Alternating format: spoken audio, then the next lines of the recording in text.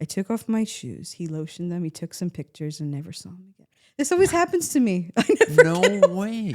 You get OnlyFans? No, but it's been recommended to me. I have really nice feet as well. Oh, really? And times are tough. I'm very much considering. So you could make some money from your, Oh, yeah. your toes or Good. something. Oh yeah. Yeah, and I've sold pictures of my feet. you have? Yeah. I tried it in New York. I went to a man's apartment. I was What? too hopeful because I was like, people work out of their homes all the time.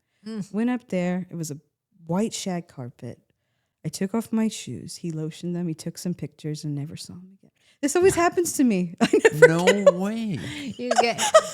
Well, did you have a good massage on your feet? I paid for a manicure because I was like, I'll make this back. I didn't even have the money for the pedicure, but I was like, I'll make it back tenfold. I wasn't 21 at the time, but he told me, get a fake ID. I'll get you in some clubs.